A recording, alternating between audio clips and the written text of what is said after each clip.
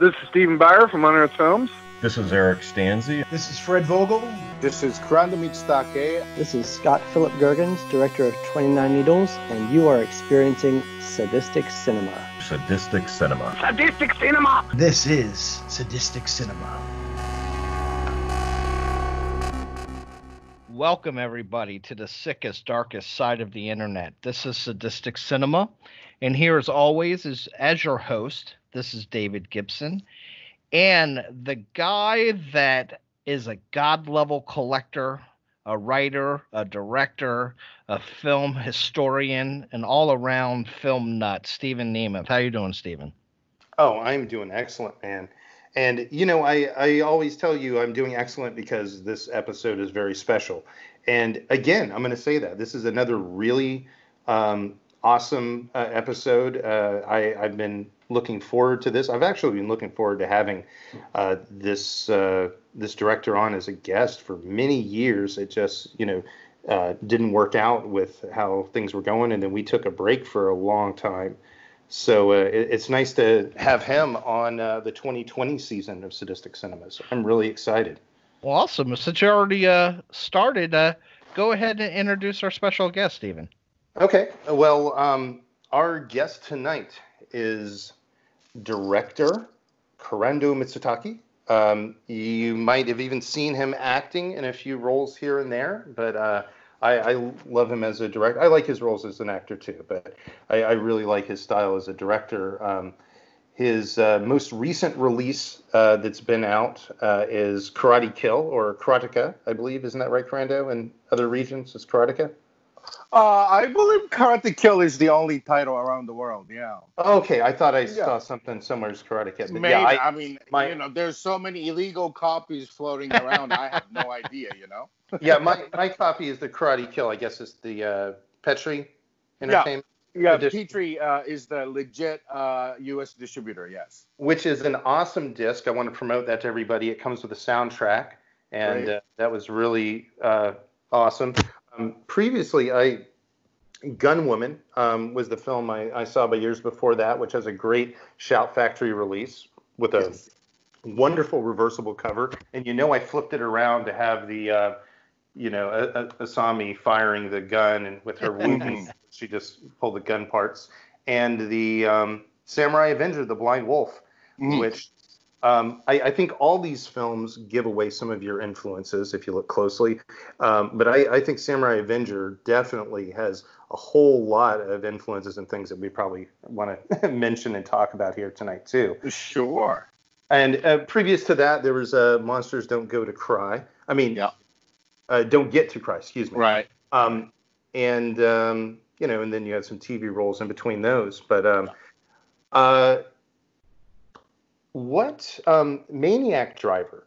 Yes, that is the newest thing coming out. It's in post. Have you finished editing yet?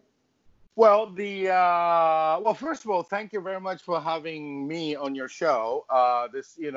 We've been friends on Facebook for several years, and really looking forward to talking to you. And finally, we have this opportunity, and we just became friends, David and I, and I'm very excited about this conversation tonight. So thank you very much for having me on. And thank you. Yeah, no, thank you. Yeah, we appreciate it.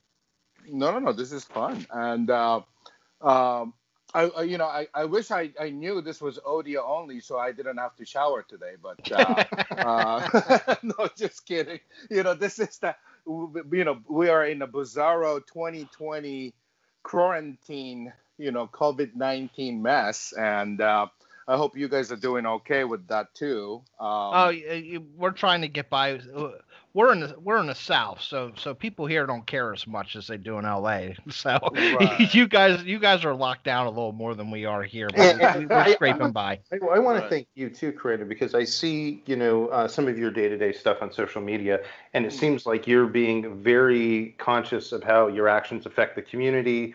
And I've seen you trying to be, as safe as possible out there when you've had to go out and walk jolly and everything like that. So I think that's good to role model these behaviors.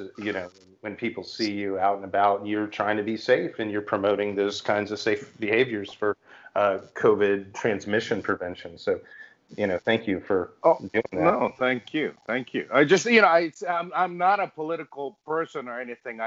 But I do believe in science, and so, let's just stay safe and healthy. That's my message. But unfortunately, that makes you a political person. Exactly. Unfortunately, in this country, yes, that's very true. Yes, my in-laws are all in Texas, so I totally hear what you're saying. Oh wow! Yeah. But yeah. Well, as Steve was saying, Maniac Driver. Are you still? Are you done editing that? Because we can't wait to see that. Right. It's you guys are gonna totally dig this movie, but unfortunately, I did the editing and all the visual effects and the title and credit and all the graphics. I worked with the Japanese editor and the effects guy remotely from LA. But for the sound mix, I wanted to go back to Japan and do it in person with the sound designer and everything, because 70% of any movies, but especially horror movie, is sound. So I really wanted to baby the sound, and also we'll have this. As you can imagine, this movie being a title like Maniac Driver, this is essentially my love letter to Taxi Driver. So we have first person narration throughout the movie, and I wanted to work closely with my main actors for that narration part too. So I actually wanted to do it in Japan in person, but then this COVID-19 thing happened, and there's a travel ban between here and Japan. So unfortunately, we had to stop the process, and it's just sitting around waiting for the travel ban to be lifted. But as soon as that's gone, I'll finish it. And but it's kind of interesting timing, because all the film festivals we wanted to enter are either canceled or just doing the online sessions this year. So in some aspects, we are not in hurry to finish them. Yeah. Now for the folks out there, as much as you can say, can you give us a little bit about the concept of Maniac Driver? Yes, it's very fairly simple. It's basically it's Maniac meets Taxi Driver, and it's Italian giallo style slasher movie set in Japan. So we are calling it the first ever Japanese giallo, and we have this amazing hard rock, heavy metal soundtrack, just like Argento stuff, and we did with all the color lighting, giallo style lighting, and it's very gory and it's very sexy. It's got a lot of sexy stuff in it. I really just can't wait to hit the festival with it, Well, on our show, I think you just hit everything that makes us aroused. And that's, Oh yeah, we get off on giallos, on slashers, on horror. I mean, Taxi Driver and Maniac are two. Taxi Drivers. Both of Maniac, us, two of our favorite films. Perfect. I definitely would say they are probably two of my biggest influences, and David and I talk about them weekly with each other for years. That's great. It's like, and those films are so deep, we can continue conversation about them forever. So, yeah, we're intrigued, to say the least. And we're both huge fans of East Asian films as well. So to mix that all together, I'm already sold. I don't even need to know anymore. That's great. Yeah. Your production was pretty short, right? The actual shooting? Yes. This was a pretty brutal one. It started off as a small Japanese film studio movie, and this old film studio in Japan, they specialize in sexy movie, like pink genre eiga, we call it in Japan, and very traditional company. And I was actually honored that they asked me to join their lineup and do my first ever pink movie. But at this point in my career, I just didn't want to do just a full on sexy stuff, So I asked them if I can have like horror tint on it, and because I haven't shot just a straight horror movie yet, and so they said yes, and you can do sexy horror movie, and so I was like, oh, this is perfect, and we joined forces, and we started to prep for this movie, and but then I wrote the script, and everything was fine. We started casting. We got some amazing cast from Japan, and then we were 6 days before the production. The studio said, well, I don't want you to make any sort of political innuendo or statement or anything. And then I was like, well, then what's the point of me doing a pink eiga? Like a pink eiga traditionally, they have this thing about filmmakers can say whatever they want to say, the message wise.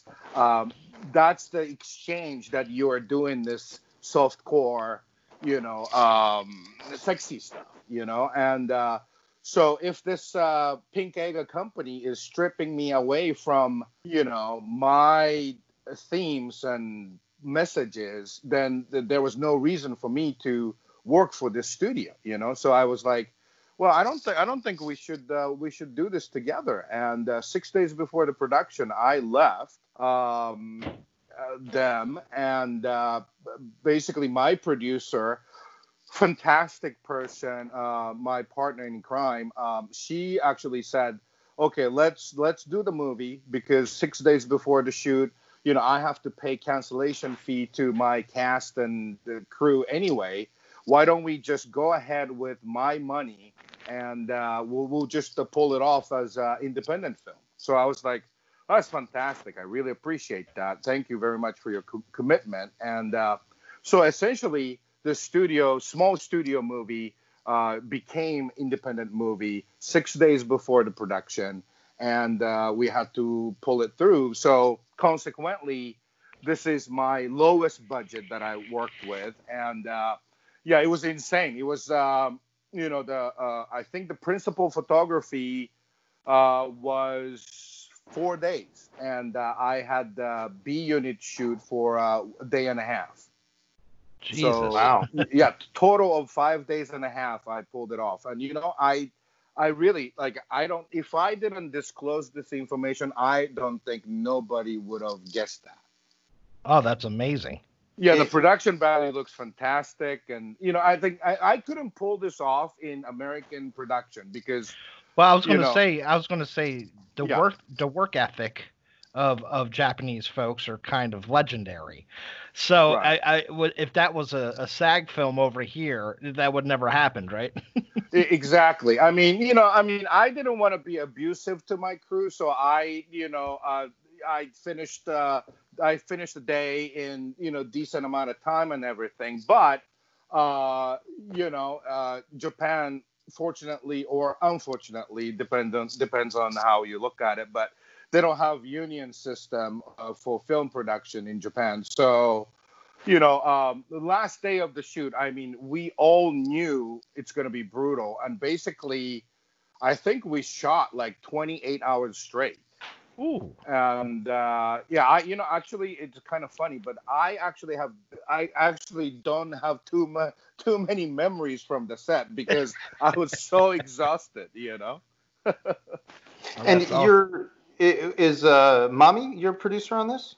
Yes, Mami Akari, super fantastic, my partner in crime. We've been after she actually produced Japanese portion of Karate Kill, and I really hit it off with her. I've known her for a while. She was actually a casting director for Samurai Avenger, so I've known her for like over a decade. And but finally I had a chance to work with her closely on Karate Kill, and we really hit it off. And then after Karate Kill, we've been trying to launch different film projects here and there for 3 years. We came really close to some big ones and some medium ones and whatnot. But we had the chance to do Maniac Driver together, and we jumped on it. And it's really essentially it's her film now. Well, my intro to your art, Kurando, was actually I was at Steven's house, and he's like, "You have to see this film, Karate Kill." The way me and Steven watch films is strange, I guess, to most people, because we usually stop a film every 15 minutes and talk about it. so we can't really watch films with many people. It's mainly just me and him, and maybe and his wife who can deal with this type of behavior.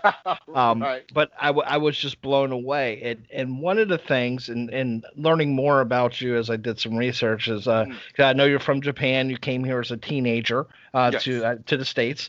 And the blending in your movies of American exploitation and East Asian action, I think I think only a person like yourself who has experiences in both places could do it.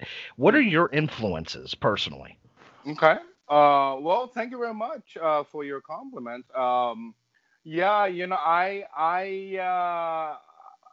I kind of look at myself as a hybrid, I mean, I've lived in the States, close to 30 years now. So I certainly feel American somewhat. But I grew up in Japan till I was 17. So I'm certainly, Japanese in the root, and so I kind of feel really strange hybrid, if you would. And it's funny you mentioned my influences. I'm a kind of a rental video bubble kid, in the 80s, like in the 80s in Japan, in Tokyo, the corner liquor store or the corner bookstore or whatever the corner store all around the town, they just started to turn into rental video stores. There was no big chain yet, and it was kind of mom and pop video shop just popping out everywhere. So very similar to the States here. I bet. Yeah. So I was just with my spending money, like $10 a month or whatever, and I just rented everything I can just get my hands on. And at that time in Japan, this the genesis of rental video, there was no rating system, and people who were running those video stores, they had no idea what some of the movies were about. So basically, the 6th grader or 7th grader little Kurando could rent Lucio Fulci's Zombie, with no percussion. My parents had no idea what I was watching.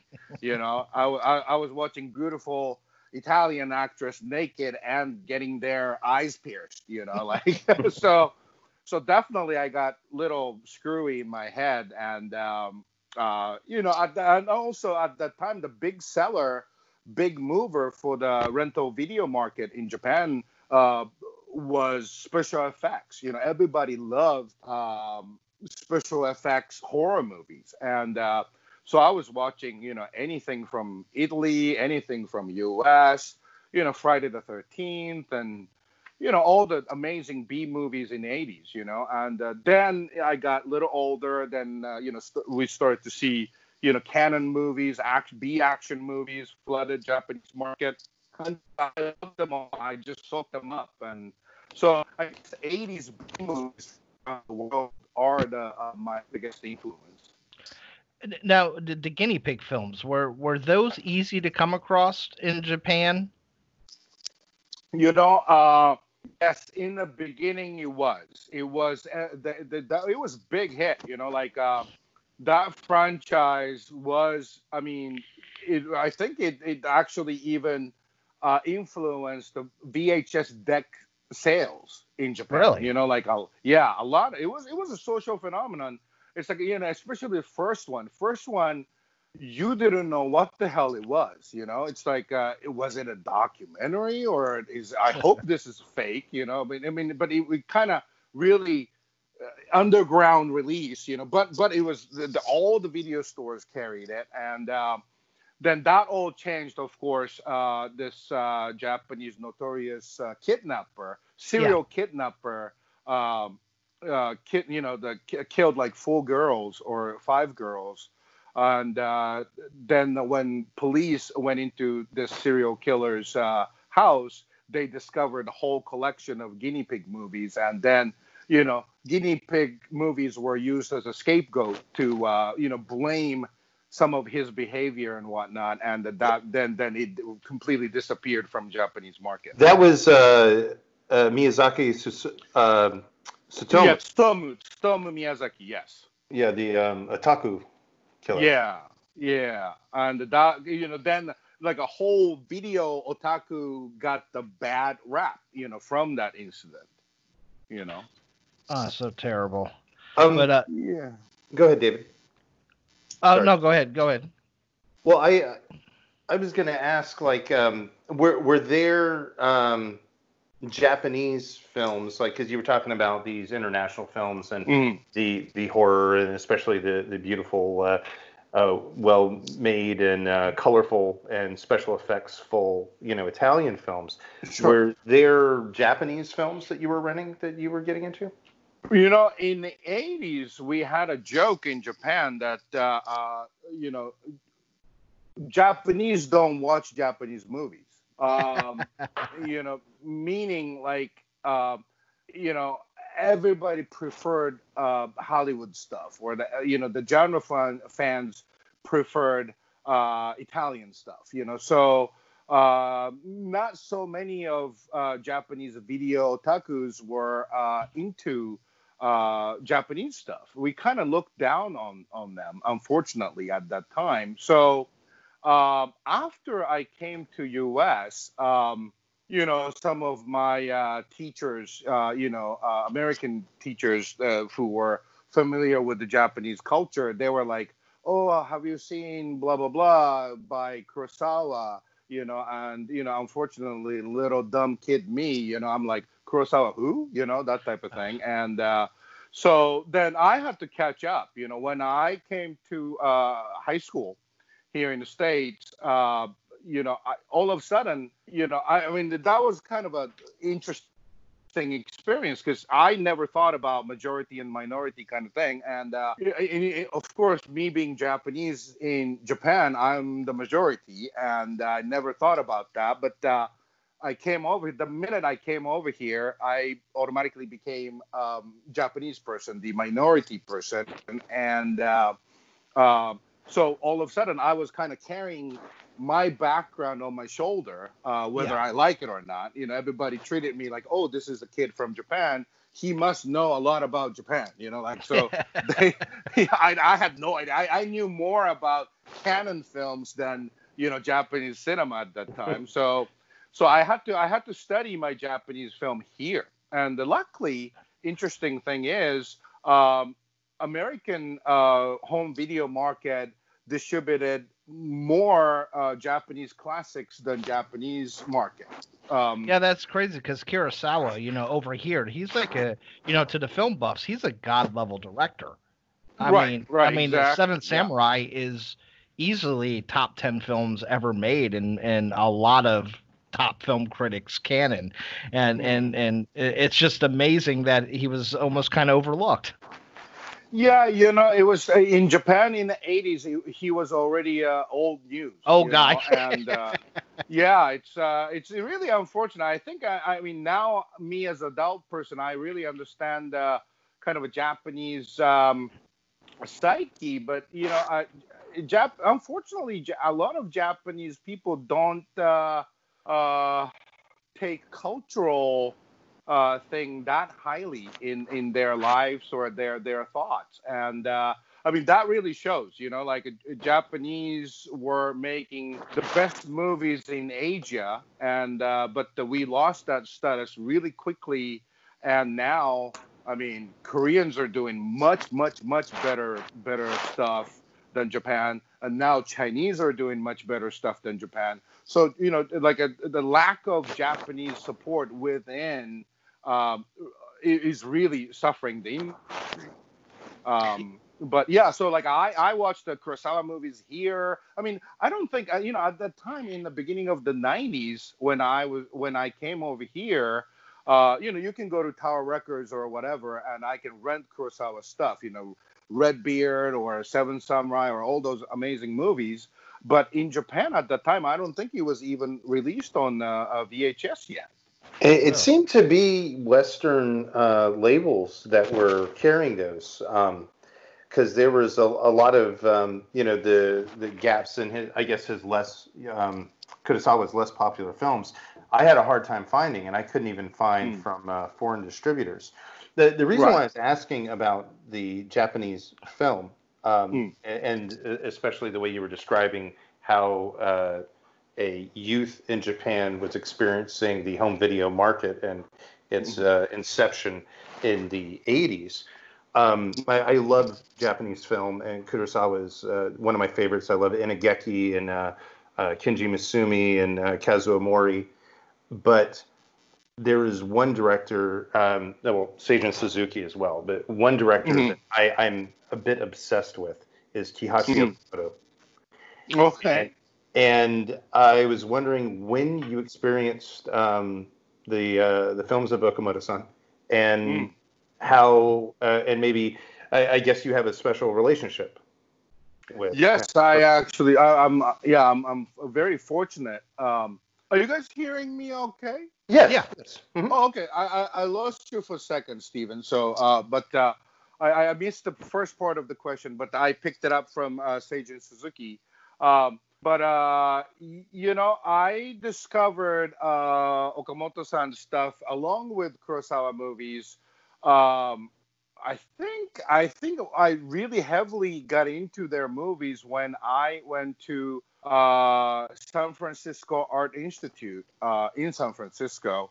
San Francisco being San Francisco, they had some amazing video stores, in the mid 90s. Basically, I could just literally find everything. There was this amazing video store near the Presidio, and I used to drive there, to buy the Chinese takeout and hit the video store, and it was a wonderful town, and also it wasn't that expensive, back then, but so that's when I started watching all Kurosawa movies. Then, after Kurosawa was done, I was like, oh, who else? Then of course, I tracked Mifune movies. Then, of course, Kihachi Okamoto popped in, and I watched all of his movies, and really just loved it. I was like, holy shit, like I don't know why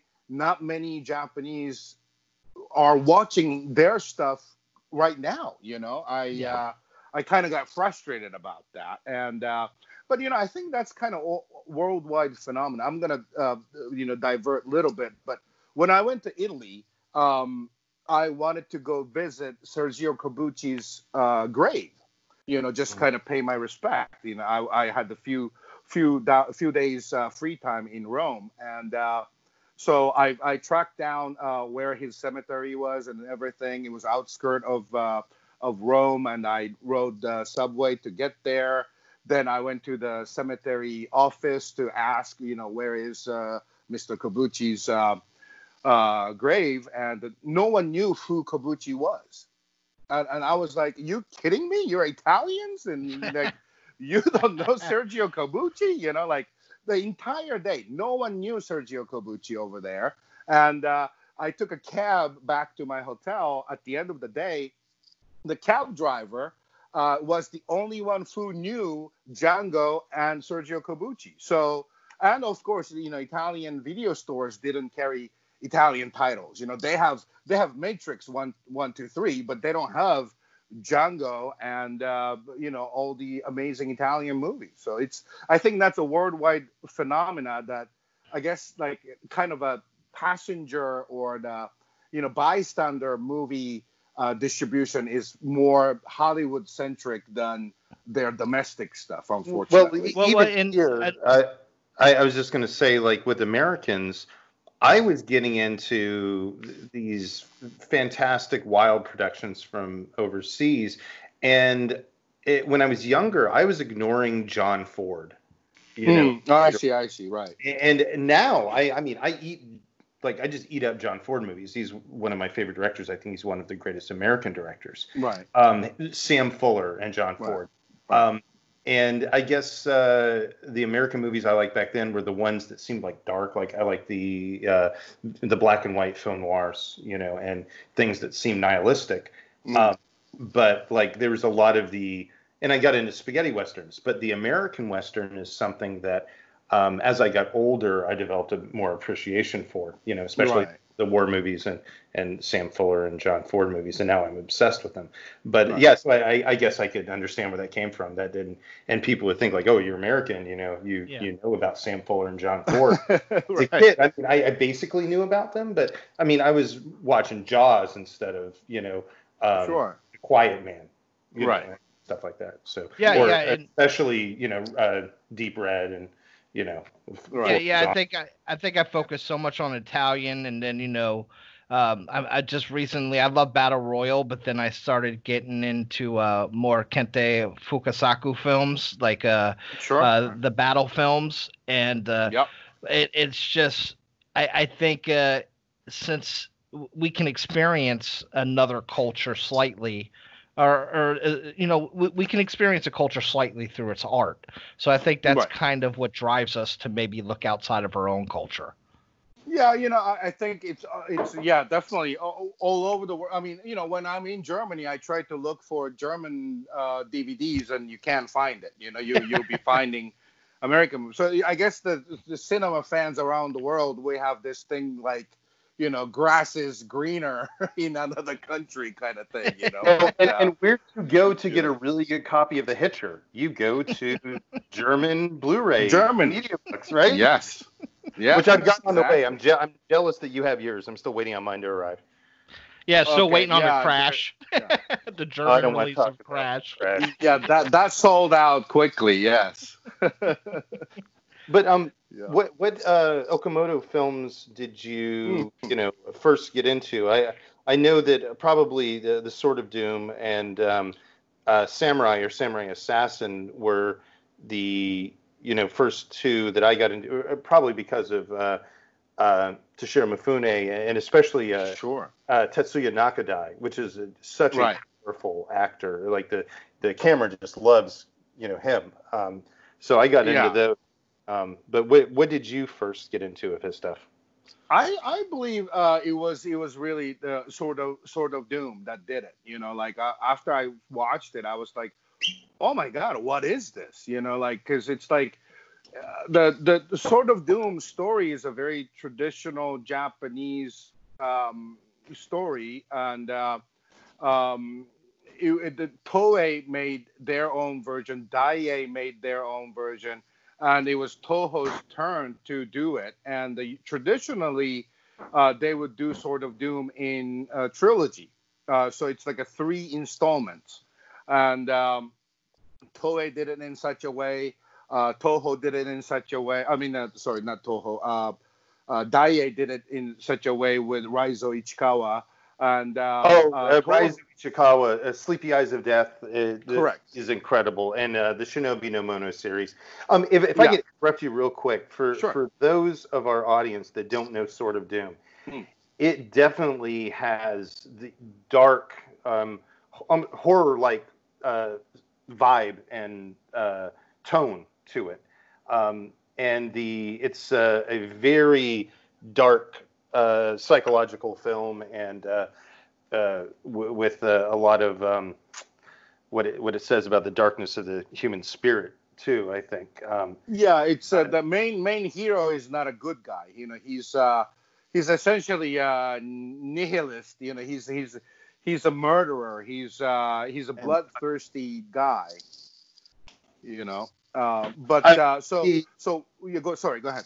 Oh, the tournament with the Boken, fight scene. Yeah. That is one of my favorite one hit kill fight scenes. Oh, that's so awesome. Like Yeah, that, the end of Sanjuro are two Right. of my favorites because they're single strikes. They're not these drawn out like ting ting ting ting ting ting and Right. acrobatics. It is very intense, and it is that parry strike or draw strike and it's over. Yeah. I love that it's not this big drawn out glorified fight. It's right.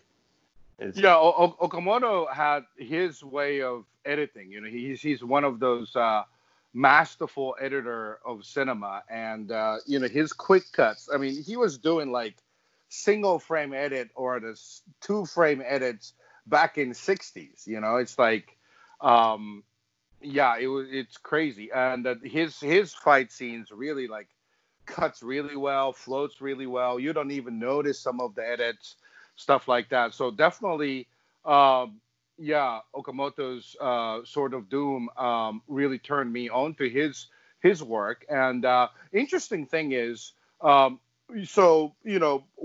Toho ordered Okamoto to do Sword of Doom, it was of course going to be a trilogy. And when they were in the production, Okamoto got the call from executive saying, "Oh, listen, I'm not gonna let you do another one. You only have this one. Bye," and they hang up. So of course, Okamoto got really pissed off, and he was like, "Oh, fuck this," Oh, can I swear on this program? Yeah. Oh, okay. please. Please. So he was like, "Screw this," I'm not. So like that's why Sword of Doom has this weird massacre ending. Like kill them all ending. It was basically that was Okamoto's frustration against the Toho studio, and he just basically ended the movie with the massacre, and that kind of anarchism in that movie was really kind of discouraged in Japan, but it was so well received overseas. And, so Okamoto's Sword of Doom became the Sword of Doom worldwide, but not in Japan. Okay. Sword of Doom. Have you ever seen the Chinese film from the director of Come Drink With Me, the one he did after it, A Touch of Zen by King Hu? Yeah, it just came out on Blu-ray, right? Yeah, the Blu-ray is great. I've had an old DVD of it that was a Tai Sing DVD and a Tai Sing tape. Right. And they were window boxed, so they didn't, they weren't anamorphic to fill up my whole screen, so I've been watching them very small. Right. Yeah, I'm yet to see it. I just bought the Blu-ray, but that's one movie I definitely want to, get into. I think the philosophy is the opposite. So like and I think you'll see they're two completely different films, different narratives and stuff, but the message and how it ends are two of the most dynamic opposite endings that there could be, where A Touch of Zen is about that moment and moving towards in the path of Buddha and enlightenment, and Sword of Doom is going in the wrong direction, the other direction. Right. For the dark direction. Yeah. Yeah. And it seems that, I guess, another thing that sets off Sword of Doom being so dark, and I also, to the audience, Criterion has a wonderful Blu-ray of it, so please pick it up. But he's testing his sword, in the early part of the film, and it sets up, him as a very a dark person and a murderer, and it just kind of defines his character, and is the sword corrupting him? Is he corrupting the sword? Like, what is going on? And it's a very meditative film, I think. Right. too. Yeah. Yeah.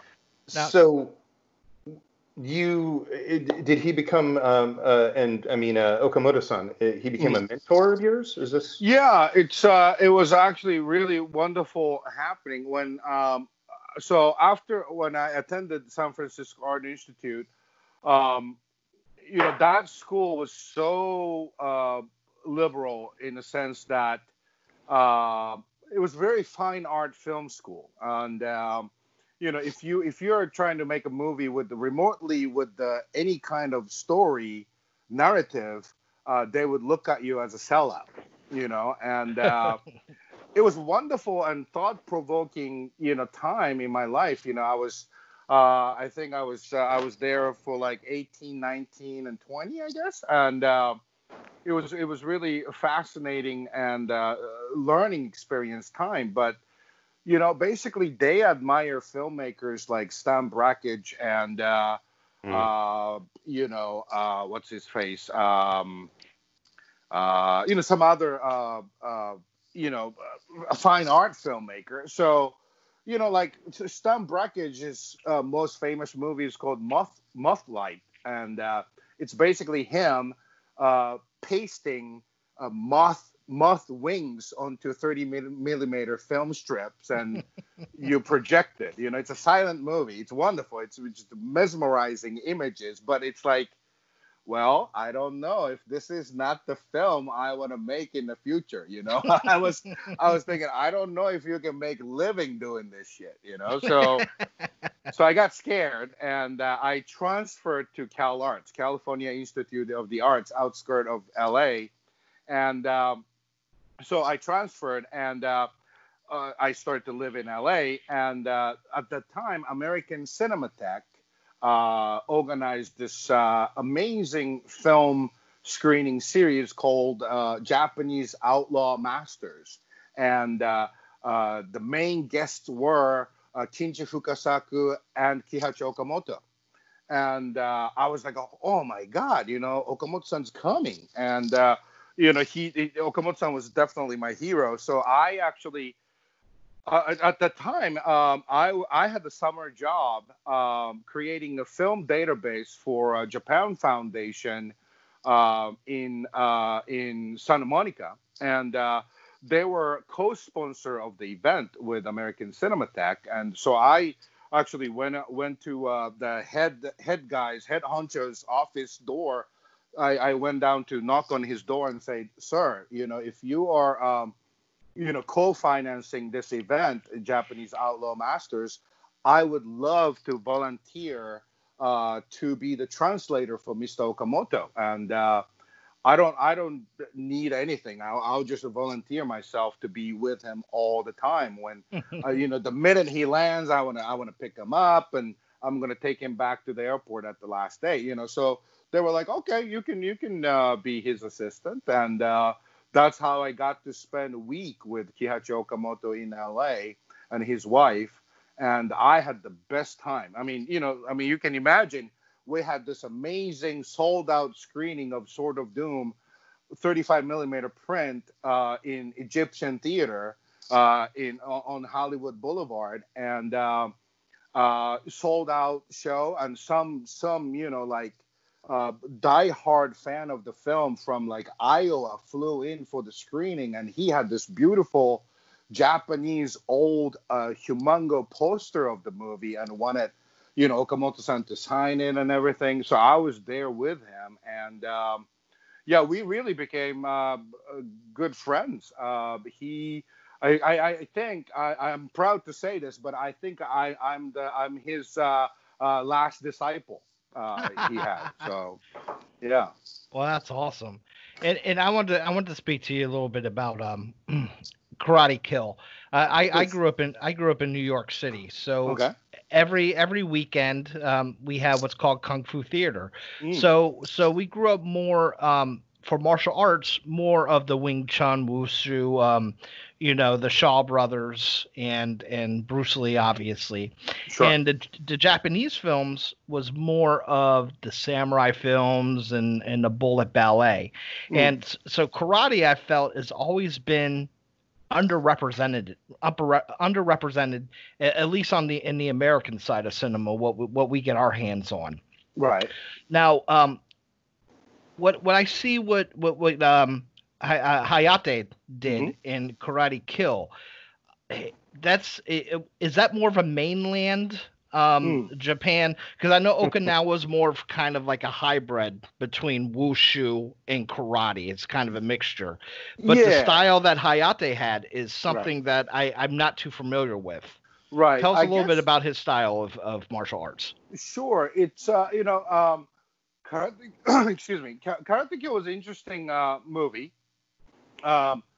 Basically, the producer, this guy named Kubo, Kubo-san is a martial art otaku, if you would, and he just loves martial arts from around the world. And he discovered our star Hayate for Karate Kill, and he was like, "Wow, Hayate is a real deal," because I mean, he is a real deal. He's the actual black belt karate master in Japan who turned actor. And so Kubo-san wanted to make him a star, and he was looking for a director to pull it off. And then he was at the film festival actually showing GUNWOMAN, and he saw GUNWOMAN, and he was like, "Oh, this crazy GUNWOMAN director should direct crazy karate movie with Hayate." And that's how alignment of the star happened at the film festival, and I got this assignment to do Karate Kill, and it was a really interesting experience as my first time as a hired gun. Like a GUNWOMAN was my passion project, but Karate Kill kind of landed on my lap, and I took off with it. But Hayate's karate is really interesting. It's as you said, David. The Chinese or Chinese kung fu wushu stuff, came through mainland, then down to Korea, I guess, then down to Okinawa first, and so. When it landed in Okinawan karate is more kind of a fluid movements and more like a hybrid between karate and kung fu. And then it traveled up in the mainland of Japan, and it became karate as we know it. So it's more kind of square movements and ho ho ho, that type of thing. And so Hayate's karate is called Goju-ryu, and I guess they developed their fighting skill in Okinawa. And what I heard was they were supposed to they were the defenders on pirate ships. So really? Yeah, so they were training to fight off the bad guys trying to climb onto your pirate ship. So that's why they're taking the balance on a boat that's floating in the water. So they move the body back and forth to, counterbalance the waves in the ocean. That's why they have that fluid movement. And so that's Hayate's karate. And it was really interesting. And, to develop a script for Karate Kill, I sat down with Hayate and just basically I started taking my notes, like what can you really do and what you can't really do, So basically I tailor-made the script for him, and that's how Karate Kill started. And the parkour is very interesting too. I'm a big fan of Tony Jaa. Right. And David, you got to become friends with Hayate on Facebook. He does a lot of filming of his parkour training. Okay, yeah, I definitely gotta check that out. Seeing it outside of the film and just a straight, untreated, without special effects, him running through urban landscapes, he's the real deal. And I love seeing the breathing, a style in the film, because everybody wants like a kung fu film, and they want like this very specific kind of fighting the stereotypical, kung fu movie style. But I loved, like Karate Bear Fighter with Sonny Chiba. Well, and I and love it's Maso Yama and stuff, and I studied Shrinji Kempo in the 80s. Right. And so I was like, yes, a karate film. and it's a lot more realistic because Yeah. it's not like the slapping each other hands for 10 minutes to finally get a punch. It's he's laying them down, and I love that too. I love the art of that, but this is totally different, and I enjoy that. But also the parkour, I really enjoyed. Near the finale of the film, the parkour scenes are just really, really good. And only I'd have to compare it to Tony Jaa because he is amazing in what he does as well. Right. How difficult is that to film? As you said, Hayate's real deal. That's why I was really conscious about not doing too much with camera for him. Because if you have a shaky camera work covering fight sequences, you can make Liam Neeson Karate Master. You know what I mean? It's like all this shaky camera work and stuff. Everything becomes extra kinetic. Yeah, with exactly. The shaky camera, yeah. Right, and I didn't want to do that. I studied, I revisited in preparation for Karate Kill. I revisited all the classic Jackie Chan movies and the classic Bruce Lee movies. They don't move the camera at all. Most of the times it's just on the wide lens and just fixed camera work to just cover the whole entire action. And they rarely even do the reverse shot or punching and stuff like that. But so I kind of wanted to do that. Just let Hayate do what he does, and the camera is there to document it. And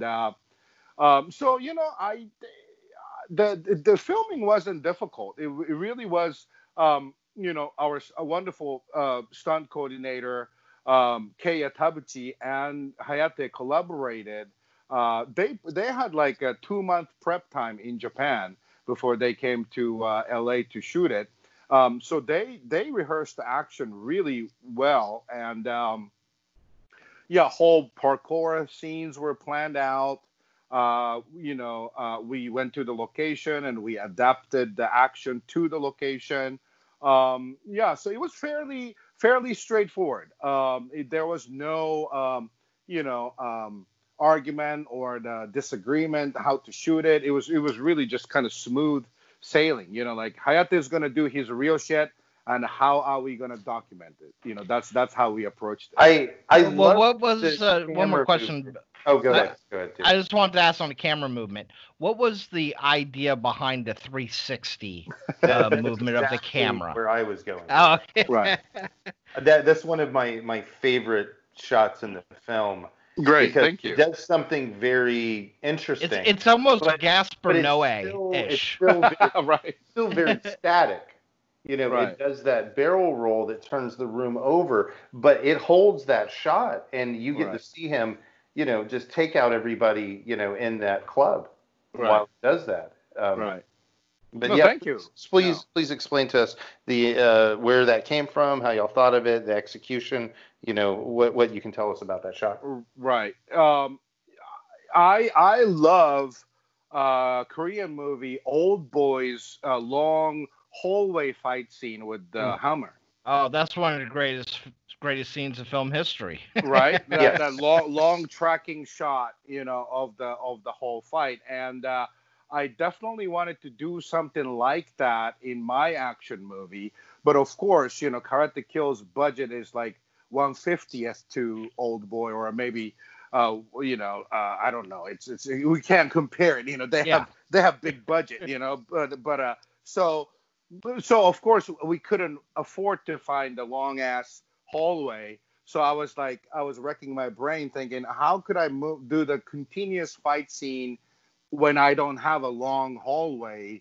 So I was like, how about I just rotate the camera 360, and that's kind of a crazy, kind of a, I don't know, Wizard of Oz kind of idea that okay, from this moment on, we're gonna travel into the crazy world of violence. That's to me that symbolizes world going upside down, and he's entering the world of violence. It does. It's like a threshold. From that point on, the movie really gets extreme. Yeah. Yeah, because previous to that shot, he doesn't kill anybody. But from after that, it just shit hits the fan kind of thing. So that was like my answer to my thirst to do a long take action movie and make it kinetic without having a big budget. Oh yeah, that's awesome, man. Yeah, I really enjoyed that shot, and that scene's amazing. Another thing I wanted to bring up was Kurt Geiger's character. Me and Steven were joking earlier today. It's like Mark Hamill and Dennis Hopper had a child and did a lot of cocaine. Oh man, Kirk would love that. That should be a tagline for his character. It's for real. Like when I'm watching it, He looked like Mark Hamill, kind of. I feel like Kirk Hamill losing his shit and just kind of getting into a character and getting wild. And then that kind of Dennis Hopper-esque that right. Cult of personality type of leader Yes. kind of thing going on, and just being so dark. It was really interesting, and I loved how. Oh, and speaking of great scenes in that movie, the fight scene in the truck in the back, the 18-wheeler, and we usually, and I don't think we're giving away too many spoilers here. The film has been out for a few years already. Yes. But there are specifically some really great ways to frame fight scenes, and I don't mean just with the camera, but within the narrative. And when Hayate finds himself trapped in the trailer container of an 18-wheeler that is going down the road, and is I'm trying to think of what I can say about it without giving away too much, but he's fighting. It's a confined space, It's that is unstable because it's in movement, it's swerving, right. And the bad guys in cahoots with the truck driver, so the truck moves in such a way to make Hayate disadvantaged. And I'm guessing those are all false walls, right? On the in that scene in that set. Yeah, that's shot separately, completely separately. We did the skeleton crew to cover the exterior of the truck running, and we did the studio. We went to studio to shoot the actual fight scene. Yeah.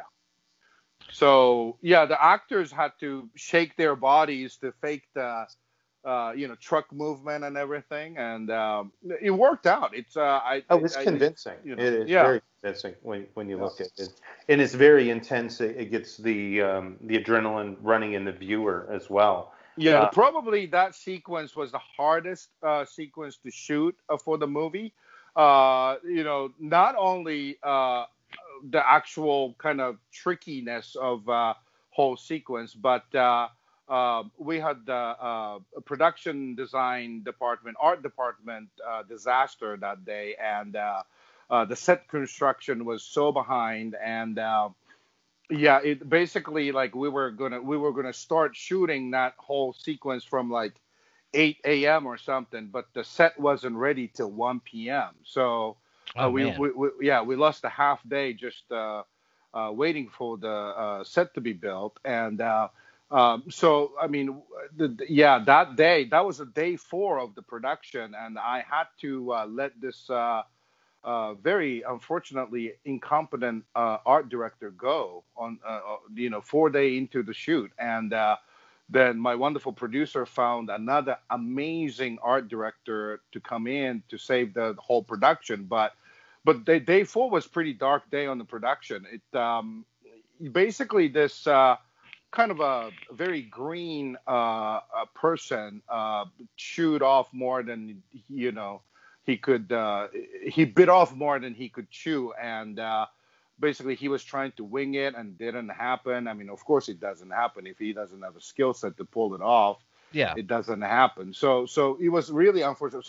But my amazing cast and crew, they all got on their hands and knees to finish the set together. And, David and Hayate rehearsed the scene, just 1,000 times before the shoot while we were all getting dirty to finish the set. And, so it was magic. It was a magical moment. We were already like 7 hours behind the schedule.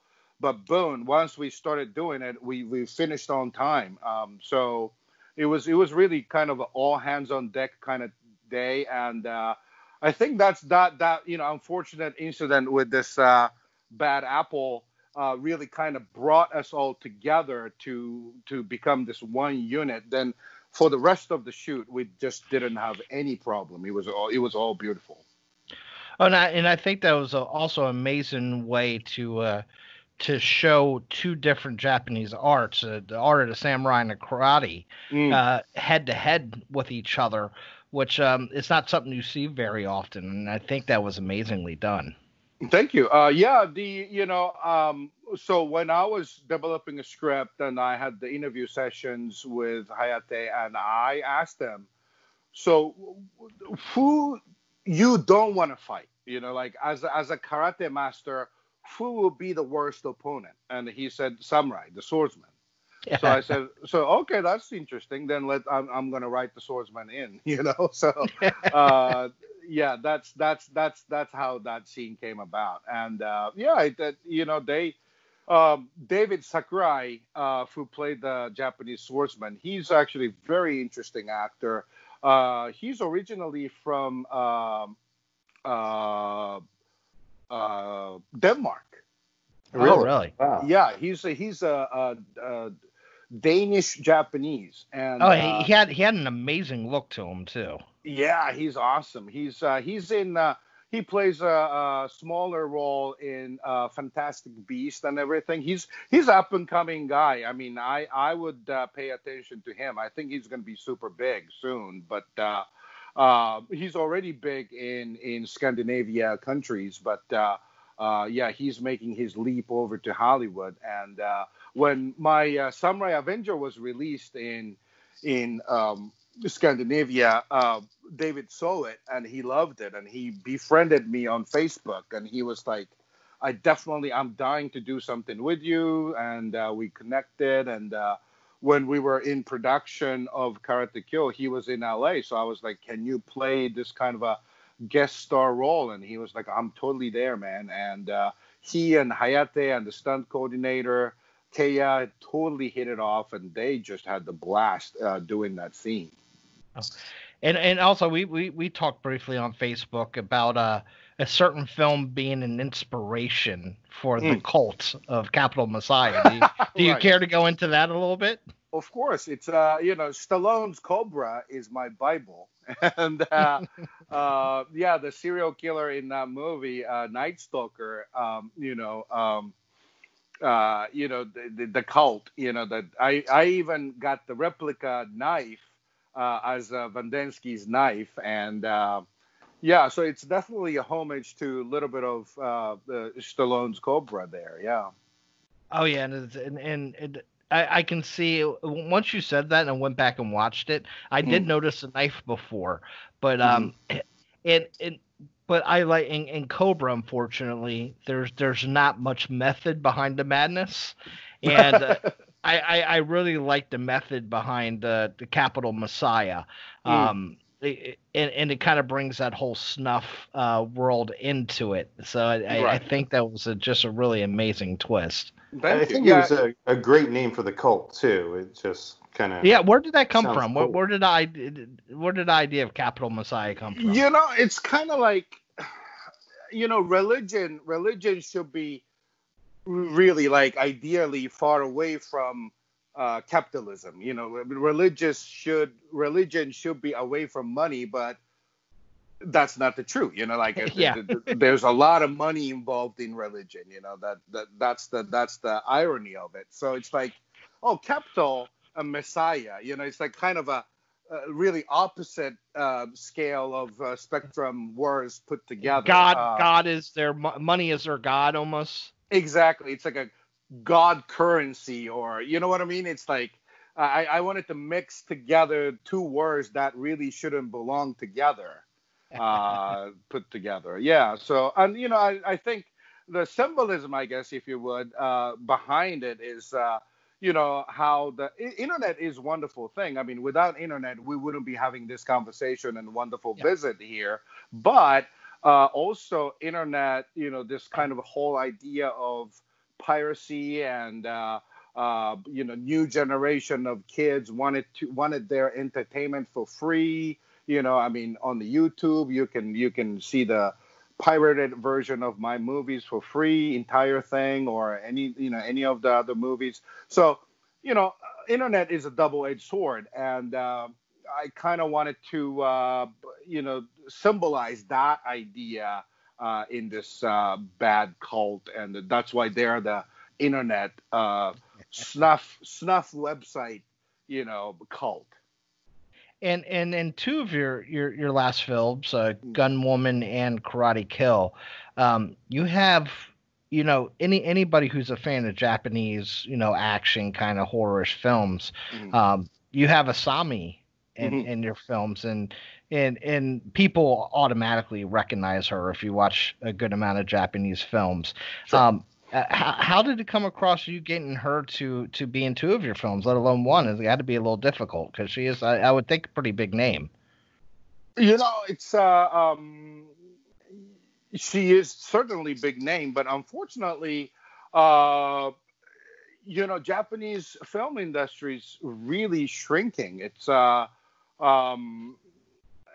terrible. The situation over there is terrible. Basically, the big studio movies are staying big, but there's no B movies made anymore. Studios they just don't invest in B genre movies anymore. So it's like ultra low budget, independent movie or big Japanese TV station movie studio movie. There's nothing in the middle. So yeah.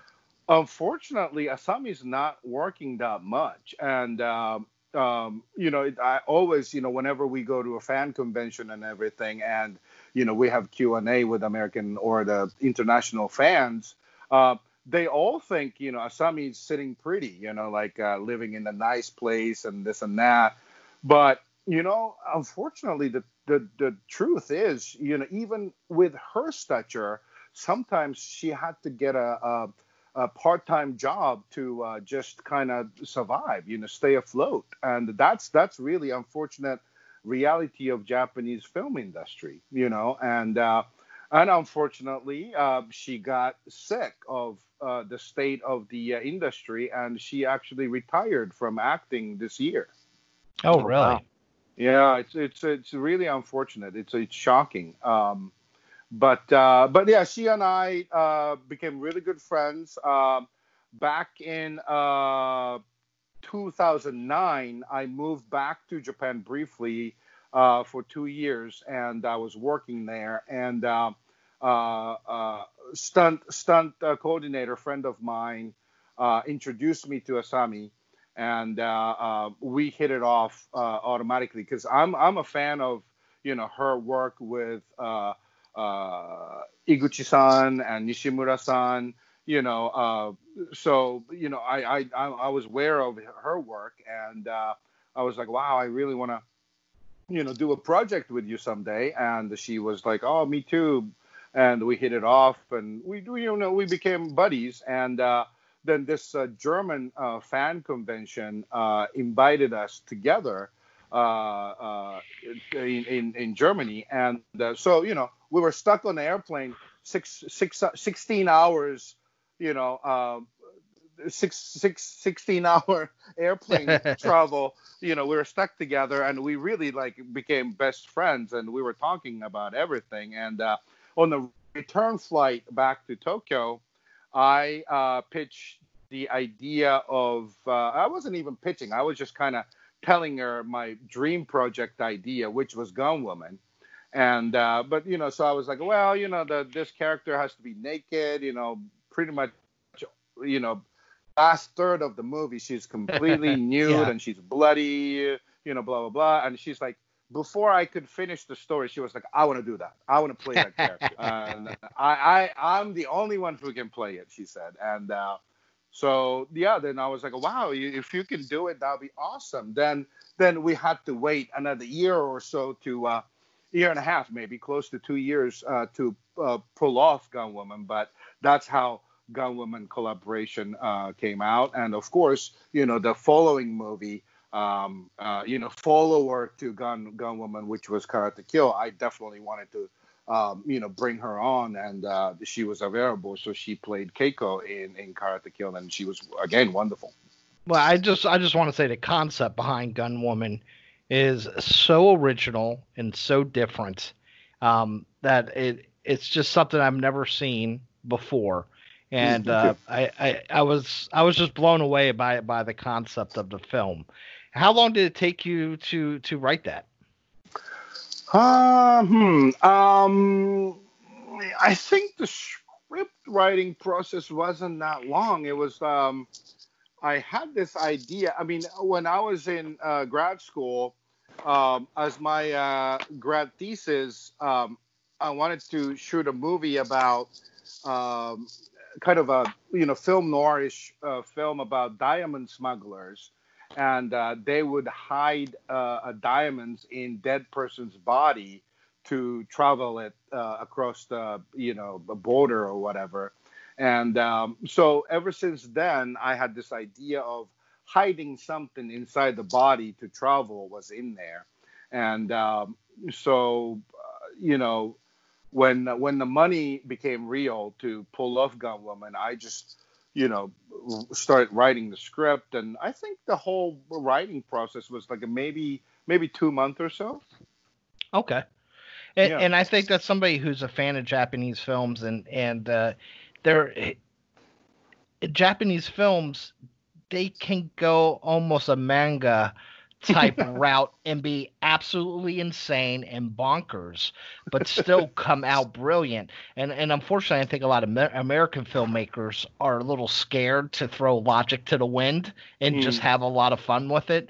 So I think that's why a lot of us do seek out some Japanese films that can almost turn a comic book type of mentality into a film. And I think GUNWOMAN could have been a great comic book, and it just turned into a great film. Yes. No, thank you. I mean, funny you mentioned that, because the first occupation I dreamed of becoming was a manga artist. Of course, I'm a product of pulp culture of 80s, and manga was a huge influence for me. And up until fourth grade, I only thing I wanted to do for my future was draw manga and tell a story that way. But one day I saw Steven Spielberg's Duel on TV, and that did it for me. I was like, holy shit, movies so much stronger. And the stupid fourth grader me thought, using camera to shoot the action or the actor would be easier than drawing comic book, one frame by frames. So I thought that becoming a movie director was easier, So, but yeah, definitely, I guess the GUNWOMAN story and the GUNWOMAN execution was supported by my manga mentality or the manga background, So yeah, it's definitely manga-esque story. And also, I think what I like to do in the movie is, movies really not real. You know what I mean? It's fiction, And but in order to pull off this hyper logic in the movie, if you would, you have to make other parts of the movie ultra realistic. Then audience will buy into the big lie, big fiction. And I think for the case of GUNWOMAN, like whole gun talk in that movie, like if you're not trained, you can't even, hit the bullet against the target if you're just 3 feet away, blah, blah, blah. Those gun little, talk are real. Those are the hardcore reality stuff supporting a big lie. Like if you lose you have 22 minutes before you die, if with the draining your blood and stuff, that's bullshit. 22 minutes, I just that came out of my butt, but so don't try it at home, like you'll die. you don't have 22 minutes, but yeah, and I really enjoyed. One of my favorite things of kung fu movies, I love training montages. Oh, and I think you did it really well in GUNWOMAN. I just something about those, even take it new age like Kill Bill. The training montage. It's I just find them so much fun and seeing the growth of the character, and I think you did it really well in that film. Oh, thank you. Everybody who knows me know that I have a fetish, the training montage fetish, and when I watch, Rocky IV, I'm in ecstasy, throughout the movie, because, Rocky IV is one giant music montage movie, But so again, I'm a product of the 80s, so I definitely had to have training montage, and I'm pleased with how GUNWOMAN's training montage came through. The mastermind in GUNWOMAN, Kyrie Narita. Mm-hmm. I don't know, and just since you said manga, I was just kind of thinking about it, and images of GUNWOMAN were there, and then images of manga I love, because I grew up on Osamu Tezuka and like Astro Boy, and sure. I was really big into Bronson and his and Fist of the North Star, yes. and that stuff. But I know you're into this as well. I love Mazinger Z. Mm-hmm. Yeah. And there's something that reminded me a little bit in the Mastermind as like Dr. Hell. I don't know. There's something about that. Although Dr. Hell is like completely, that villain from the start, like when you see him, but it's just like, it seems like he had gone over the line, and become that, that dark other self from, the tragedy that he was trying to avenge. Something like that, or the villain in the beginning of Eighth Man. That they were against. So it was just something that it just seems familiar in the Mastermind when I saw those. But I definitely see that, and I love manga, and Duel was a big influence on me too. I haven't seen it in probably about 20 years. I've only have it on tape, but if it is on Blu-ray, I need to get that. Yeah, it is out, and I just watched it with my son, and he loved it too. So that's good. Yeah, so it's a great movie. It's definitely still holds up for sure.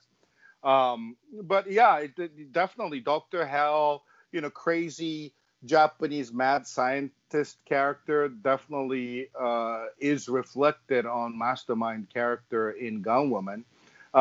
He's not a nice guy, basically he's just recruiting girls off the, like a bad, slave trade kind of thing. And he's just going through different women as their potential assassin. And the minute that she's not good enough, he probably got rid of them somehow. And so he's on his very dark path to conduct his revenge, and so he pays the price at the end. But anyway, that his Kyrie Narita is a wonderful theater actor in Japan, and I got to know him pretty good when I was living in Japan from 2009 to 2011, and he doesn't do much TV film stuff, but he does tons of theater. And because Mastermind character has so many lines, so many expository lines, I knew it had to be played by classically trained theater actor to pull it off. And Kyrie did a magnificent job with that character. Now, when you're on a set, more probably specifically Karate Kill, when in Gunwoman too, when you're dealing with actors of different nationalities, I mean Japanese actors are more they're more expressive. The culture of acting's different than the American culture of acting.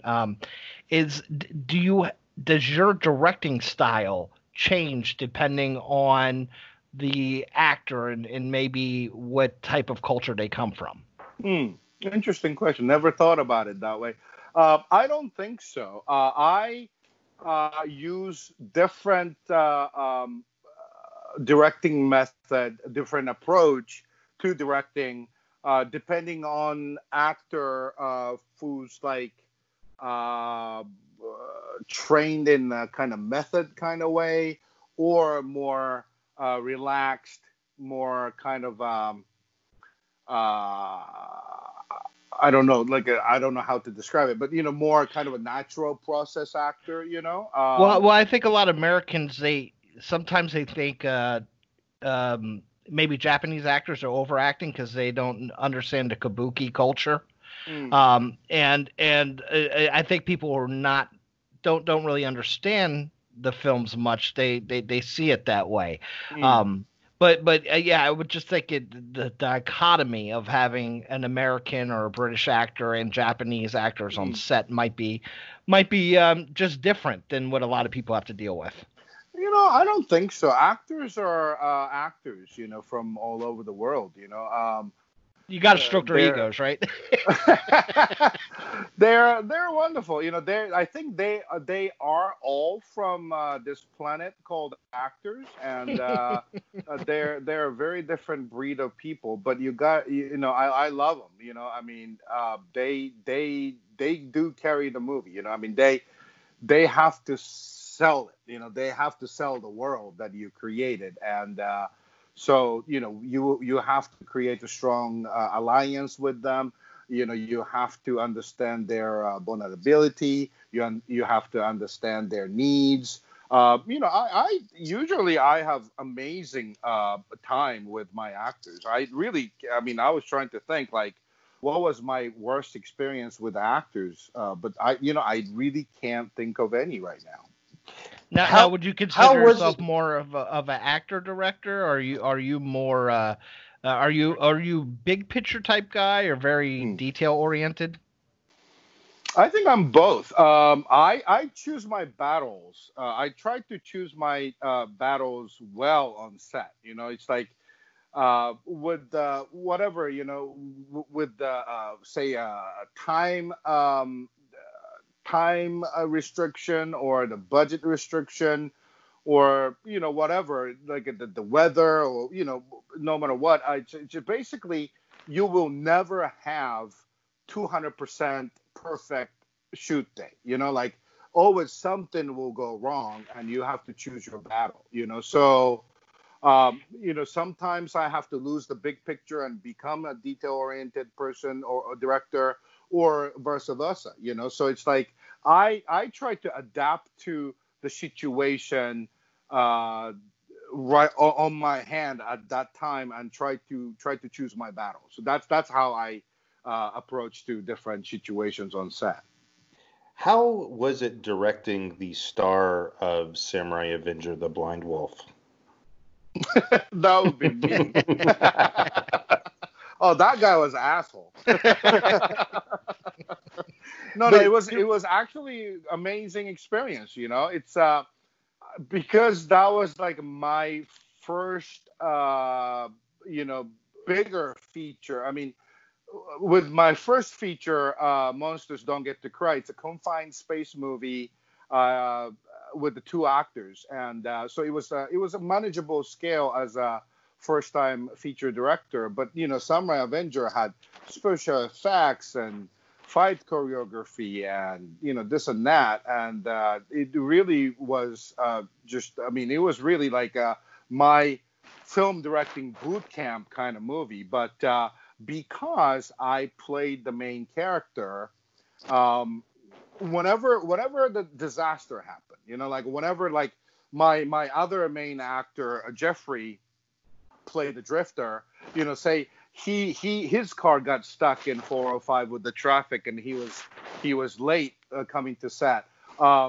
Then damage control time, it's like, oh, let's just shoot my close-up. It's like I'm always there on set, and I'm the only actor who didn't complain about, a bad location or good weather or a bad weather, whatever, So, I mean, I was always available to do different stuff. So if you watch the movie, all my close-ups are shot out of context in like some what damage control time. So if I didn't play the main character, we couldn't have pulled off Summer Avenger. Now, what are you currently working on something after Maniac Driver, or are you still focused on that one? Yeah, it's I know actually this was the reason why when this pandemic was coming onto us, I was devastated. I was really like just in really bad shape because I'm up for shooting biggest movie of my career so far as my next picture, and it's going to be my first Japanese studio picture, and it's wonderful, kind of a sci-fi action, and yeah, so I was super. I mean, we were supposed to do the production May of this year, and of course, with the pandemic, it got everything is on the halt, and I thought the studio was going to pull the plug on me, but my producer, Mami Akari, actually, and studio really kind of worked out great deal, and basically studio agreed to postpone it for a year. So I'm no longer in this turmoil. I'm now focusing on just rewriting the script, to make it as good as it gets. So I'm super excited. I think because it's a studio movie and it's not an independent movie, so I can't disclose too much about it. But when you guys find out what it is, I think you guys are going to be really, really excited for it. Wonderful. Can't wait, man. I know how you feel. Luckily, like right when the pandemic hit, we just wrapped on a film I was director of photography on in February. And it was a film that basically I was shooting with that, or I was going to shoot with that director a year before, but we lost the star who was playing twins, and we didn't have somebody who met the requirements of that role and could do it with with confidence for the director, because he was afraid there might have been a backup, but it was going to take more time to get the correct performance out of the person playing a dual role.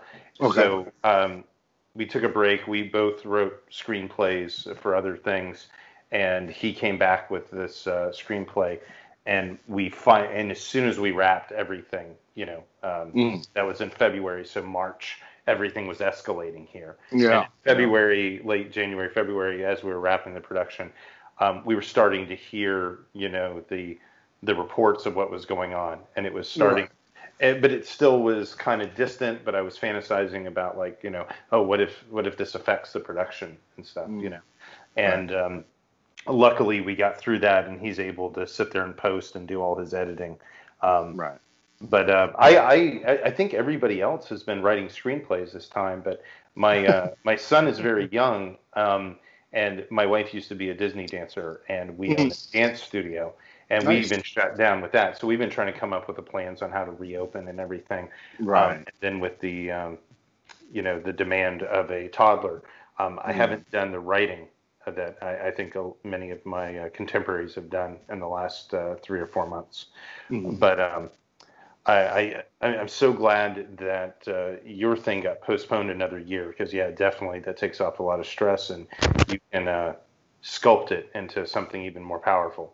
Yeah, it's yeah, it was close call. I was totally devastated because after Karate Kill, I was up. I had the two humongo project that fell through, and I was really devastated. And this new studio movie was like I just put all my eggs in one basket kind of thing, and this project will make me or break me kind of thing. And then of course the pandemic happens, and I'm like, oh my God, even the whole world is against me here, But thank God it got postponed.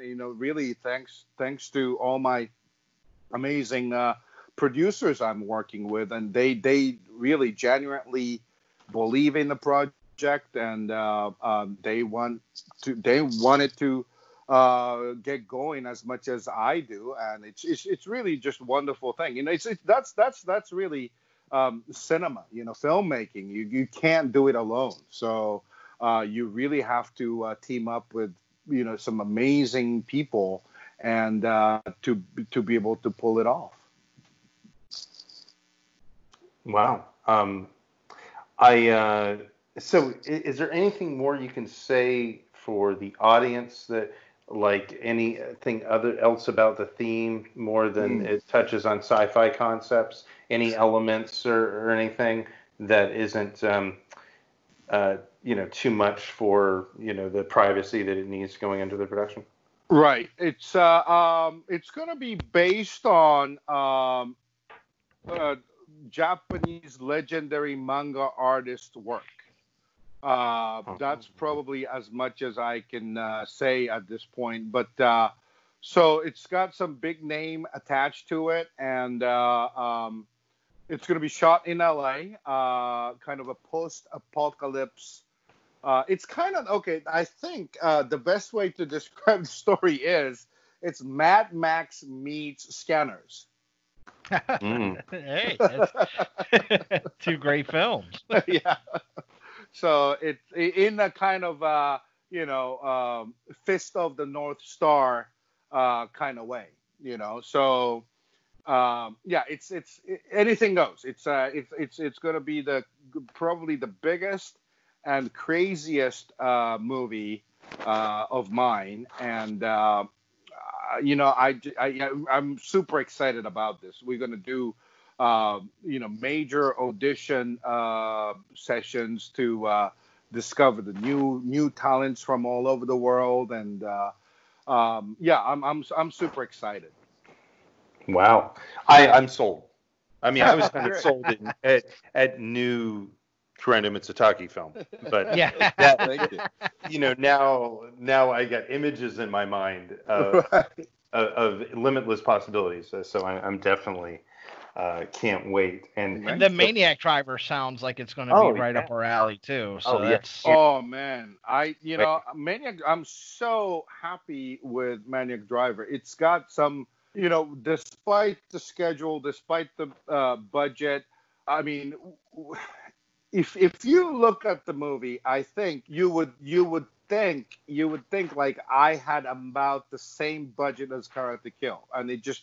I mean, Japanese production team were amazing. My, the picture car coordinator was amazing. Because it's a taxi driver story. Our taxi had to be amazing, and we got this amazing Japanese classic car from the 80s, and man, it's just the whole thing. Just really, I mean, we did the night driving stuff shot in Tokyo, downtown Tokyo, with the super, sexy neon lights and everything. And it's really, the production value in that movie is unbelievable. And also the cast is impeccable. It's, I got one of the up and coming super talented Japanese leading actor to star in it. and it's supported by amazing Japanese character actors. Some of them were actually in Shin Godzilla. You know, Okay.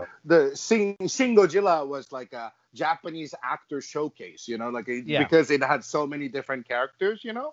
You know, even the big actors did just like two seconds appearance kind of thing. You know, I didn't realize Shinya Tsukamoto was in it until the last time I saw it. Yeah, he plays the scientist. Yeah. Yeah,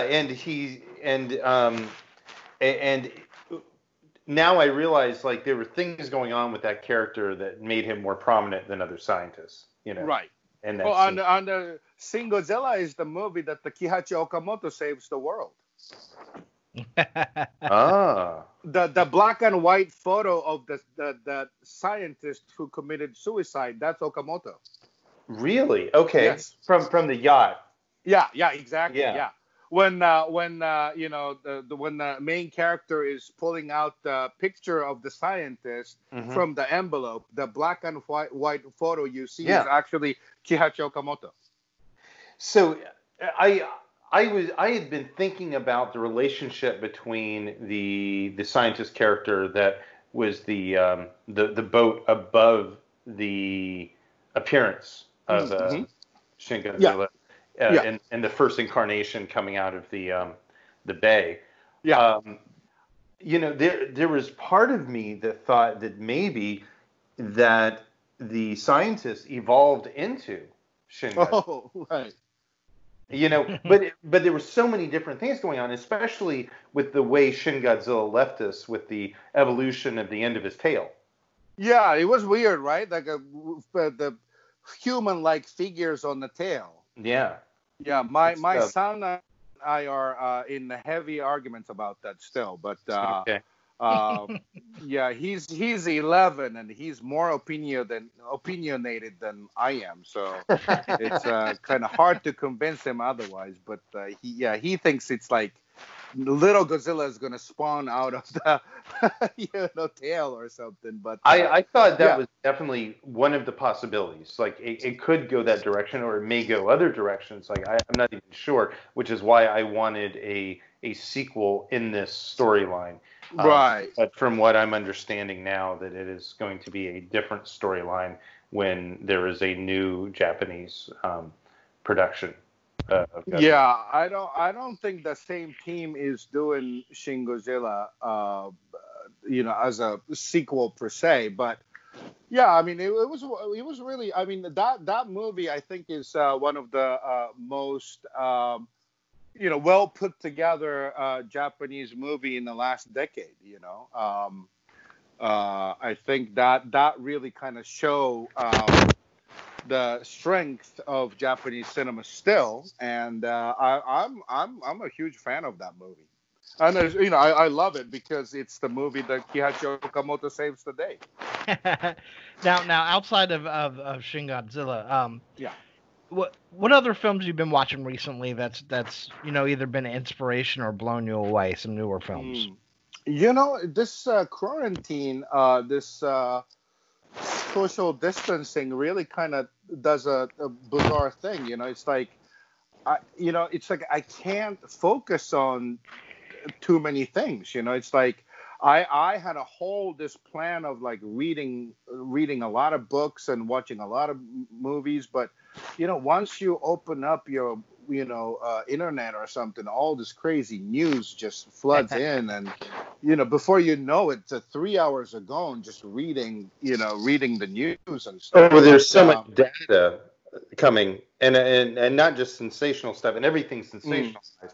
But as an analytical person, just reading the raw data reports to kind of do the math and projections itself, to take the hype out of it, not believe where they tell me it's going, but try to see where I think it's going based on the math and the science that's presented, without somebody's trying to tell me how to think about it. Just as, you know, a science student and looking into that, it takes up so much of my day. And then there was all the live press conferences from our governor here, from the president. and each task force and team. It ate up a lot of my time and emotion too. Yeah, it's daunting, and also like no matter what fiction you're trying to get into, either a novel or movies, the reality is more surreal than any of those fiction that's in front of me. It's like it's kind of hard to focus on this fictional world when the reality is more fucked up. No, it is. And we keep seeing these, like, then there was the murder hornets, and then there's right. all these specific, like, kind of new developments. And now somebody was talking about the people sending in ducks to combat the swine flu new epidemic coming, and this like duck surplus of militarized ducks or something. Like, I was just like, how much more fantastic. Right. That sounds like the beginning of a sci-fi film. Yeah. And it's just like, with how bizarre each turn of events are, it almost feels like a 2-year-old, or not 2-year, but a second grader is kind of like throwing me plot twist after plot twist that you're just like pulling out of their mind. I know, right? It's surreal, and it's real, and it just feels so odd, especially in the heat of it in the beginning when everything shut down and the roads were so empty. Right. It just had that very apocalyptic tone to venturing outside, and now the danger is still there and maybe greater with how much transmission is going on, but the appearance of normalcy is kind of back with how much activity is outside. But in the beginning, like when I would go, once a week to go to the store to get groceries or whatever, it was like a ghost town, I was going, and it was so strange. But we hope that the mental stress doesn't get too much for you and everyone, and that you and your family stay safe. And thank you. Yours too. Yeah, let's really just come through with it so we can go back to enjoying crazy fiction. Yeah. Well, I think it's going to lead to a lot of subversive art, to tell you the truth. I think we're going to see an outlash of art. I was originally like a month in, I was working on some things that were metaphors for the pandemic or themed with it. But after playing with it, I got like pre-writing stuff done, like outlines and preparation to get into like the screenplay part. I just said, you know what, I don't even want to deal with it. I don't even want to think on that line anymore. There's other things I'd rather go a completely different direction. And are people going to want to sit through more things that remind them of this immediately? Right. Although I think we're going to see a lot of pandemic things, art, coming out of it that are specific, like direct, pandemic topical, just a fictionalized thing. But I'm kind of like, I just kind of want to pretend like we were back in the other scenario of normalcy and write a fantastic story based around that. And hopefully we'll get back to that. So that's, the mode that we're in. But, no, I hear you. It's like, it's like after 9/11, it took us, nearly a decade for us to, start to watch fictionalized version of 9/11, So I don't think we're going to be ready to watch anything, fictionalized pandemic for a little while, That's my thought. It's a really tough time. It's like if you're writing, say, a regular rom-com or something, it's like how much, and that takes place in the year 2020, how much of a pandemic are you going to deal with? If you start to deal with too heavily, then the whole movie is going to be about pandemic. But it's not. It's supposed to be a regular rom-com. So it's like the balancing act of the people who need to pump out quote unquote normal stories right now. I think they have really tough job. Well, it's affected lifestyle, Right. and all these scenarios are based around how people feel about their lifestyle, how their lifestyle changes, how their lives are affected by meeting other people, and all that dynamic is different now. Yep. Yep. So I agree. I think I'm wondering where this is going to go. And I've got a couple screenplays I wrote right before this, where one is just the world is just so normal. I mean, other than fantastic things and this kind of neo-noir stuff going on, but the world still functions the same way. And I don't know if that's relevant anymore. And then another one dealt with themes of society and how it interacts with other members of society that I don't think is relevant at all. And I won't get into specifics about that, but it's just so I feel like I'm kind of like back to the drawing board.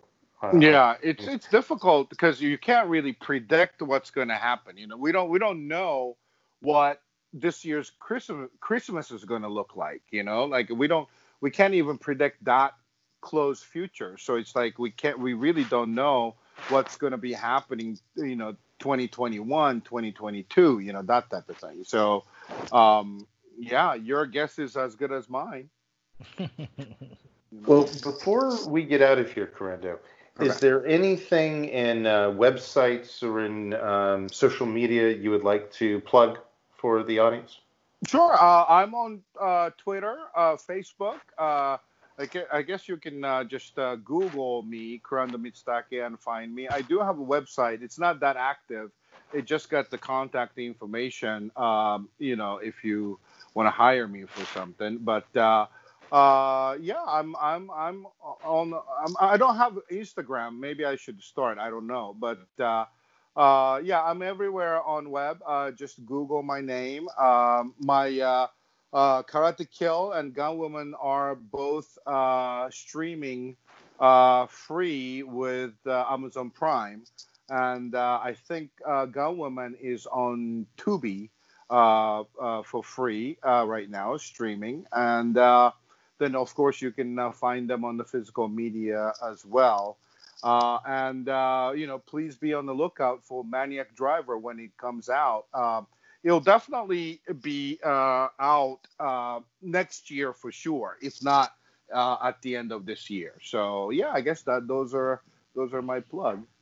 Yeah, we really look forward to that, and thank you again for coming on, and thank you even more for the art that you put out, because we really enjoy it. Of course, we asked you on, so obviously we have to enjoy it. But thank you. I really, again, I enjoy your multicultural take on the genre, because I think it gives you a distinct voice. And like I said, the mixture of the cultures, I think, is just very entertaining, and I like your perspective. Thank you very much. I learned that hard way when I did my first feature, Monsters Don't Get to Cry. It's kind of a straightforward noir revenge movie, confined space revenge movie, and it sets around fictional high school shooting. And basically, father of a victim kidnaps the perpetrator and basically tortures him to teach him a lesson of, value of life and stuff like that. But it's an all-American story with American actors, and I just didn't interject any of my Japanese-ness, if you would, into it. And of course, the movie didn't sell at all. Again, that's the reason why I don't have the American distribution for that movie. It was only distributed in Germany and Japan, and also I made the bad mistake. It was a high drama with ultra gore. And it's like high drama fans are not into ultra gore, and ultra gore fans are not into high drama. So it was a bad mixture. Little I knew. I mean, I was 29 when I did it, but so I learned it the hard way. I took it to American American film market that year, and I showed it around. And many producers said, "Hey, why aren't you doing something Japanese? You're from Japan, you have the cultural background and stuff. You should use your Japanese background onto your creation." And that really kind of woke me up. Like I should take advantage of my background, my unique background, I guess, here in U.S. And so that was like I went full scale. I was like, all right, my next movie is a samurai movie, and that's why I did Samurai Avenger, and essentially that movie put me on the map. So yeah, absolutely. I really appreciate my background, and I appreciate the fact I can bring it on to the Western market. Yeah, and like I said, it's a mixture of both backgrounds that I think it just gives it a uniqueness. Like I said, the mixture of the exploitation with a little cobra thrown in, and then some karate and karate kill. It's just this hybrid, just like you called yourself, hybrid, and it's so entertaining, and we do appreciate it. Great, thank you. Well, thanks again for coming on. This has been Sadistic Cinema. You can come to our Facebook group. That's the Sadistic Cinema community. You can follow us on Twitter, which is sadistic_cinema, at sadistic_cinema. We do have a website, sadisticcinema.com. And we do have a Facebook fan page, which is just Sadistic Cinema. Anything I missed, Steven? No, you ran it all down, man. Ran it all down. Well, I appreciate Kurando for coming on. Steven, another great show. I always love speaking with you and our guests. Anything that you want to say before we let the folks go? No, just want to urge everyone to be safe and healthy, and so we can get through this and get back to normal and make and enjoy great art. Yeah, thank you very much for having me on, and please have me back again on the show. When Maniac Driver comes out, we're gonna have to come back on. Oh yeah, sounds good. And even if you guys don't talk about my movies, if you guys talk about some Japanese movie or something, just have me on as a commentator. We would love that. I can shine some lights on some things. From different perspective. The one thing, and I think as a film fan, as you get older, you realize this. Sometimes things, you miss them culturally. You might miss a joke, or you might miss, how important something is. So I always enjoy, hearing a perspective from somebody from that culture. That it might help open my eyes to things that I might have missed. Sure, so, I can definitely be that different perspective. Anytime. Awesome. Well, folks, this has been Sadistic Cinema, and look out for our next episode. Thank you so much. Have a great night.